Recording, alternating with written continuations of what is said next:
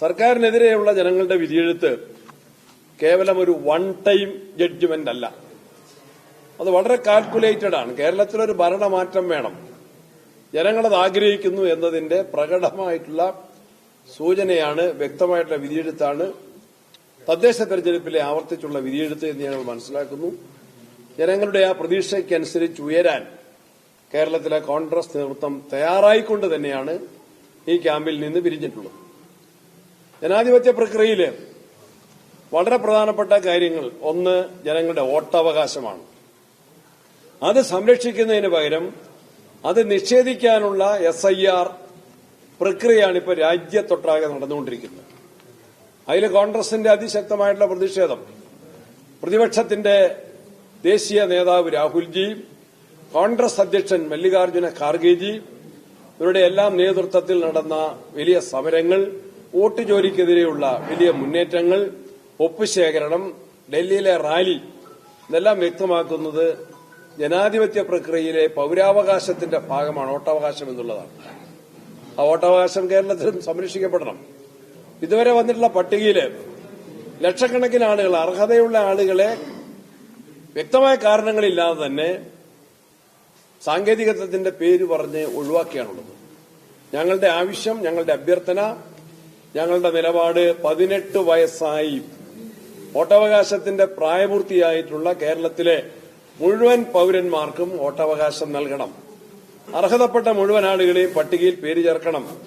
അനർഹരാരാണോ, ഇരട്ട വോട്ട് അങ്ങനെയുള്ള അനർഹരാരുണ്ടോ, മരിച്ചവരാര്, തീർത്തും സ്ഥലം മാറിയവരാര്, അവരാരൊക്കെ ഉണ്ടെങ്കിലും അവരെയൊക്കെ പട്ടികയിൽ നിന്ന് ഒഴിവാക്കണം. അർഹതപ്പെട്ട മുഴുവൻ ആളുകളെയും പേര് ചേർക്കണം.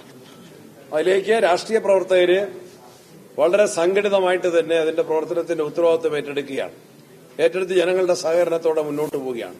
SIR പ്രവർത്തനങ്ങളുടെ ഭാഗമായും അസംബ്ലി തെരഞ്ഞെടുപ്പിന്റെ മുന്നൊരുക്കത്തിന്റെ ഭാഗമായും കേരളത്തിലെ കോൺഗ്രസ് എല്ലാ ബൂത്ത് കമ്മിറ്റികളും പുനഃസംഘടിപ്പിച്ച് ശാക്തീകരിക്കാൻ തീരുമാനിച്ചിരിക്കുകയാണ്. നിലവിൽ ബൂത്ത് കമ്മിറ്റികളുള്ള സ്ഥലങ്ങളിൽ ആ കമ്മിറ്റികൾ ശക്തിപ്പെടുത്തി മുന്നോട്ട് പോകും. പുതുതായിട്ട് ഇലക്ഷൻ കമ്മീഷൻ അതിനെ അവരെ വിളിക്കുന്നത് റാഷണലൈസേഷൻ, ക്രമവൽക്കരിക്കുക എന്നുള്ള നിലയിലാണെങ്കിൽ പോലും അതിന് പ്രത്യേകമായിട്ടുള്ള ഒരു ഹോംവർക്ക് ഒന്നും നടത്താതെ നിലവിലുള്ള ബൂത്തുകളിൽ നിന്ന് ഒരു ഭാഗത്തെ അടർത്തി മാറ്റി പ്രത്യേക ബൂത്തുകൾ ഉണ്ടാക്കിയിരിക്കുകയാണ്. അവിടെയും കോൺഗ്രസിന്റെ ബൂത്ത് കമ്മിറ്റികൾ ഉണ്ടാക്കും.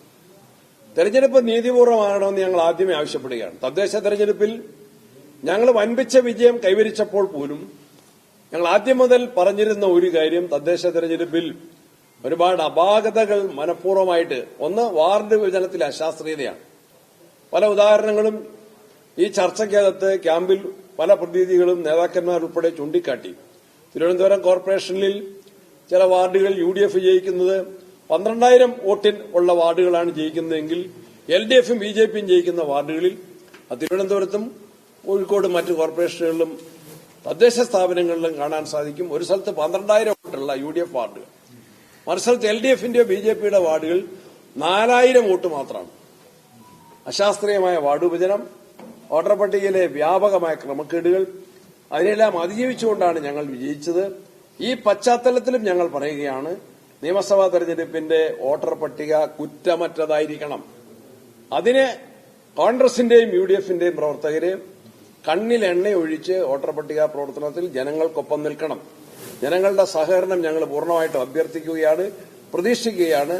ഇലക്ഷൻ കമ്മീഷൻ, കേരളത്തിന്റെ അതിന്റെ CEO, മറ്റുദ്യോഗസ്ഥന്മാർ അവരെല്ലാവരും പൌരന്മാരുടെ അവകാശമാണ് വോട്ടവകാശം എന്ന നിലയിൽ അത് നിഷേധിക്കുന്നതിന് പകരം പോസിറ്റീവായിട്ട് അത് സംരക്ഷിക്കുന്നതിനുള്ള നിലപാടുകളും വ്യാഖ്യാനങ്ങളുമായിരിക്കണം അവർ സ്വീകരിക്കേണ്ടതെന്ന് ഞങ്ങൾ ആവശ്യപ്പെടുകയും അഭ്യർത്ഥിക്കുകയും ചെയ്യുകയാണ്.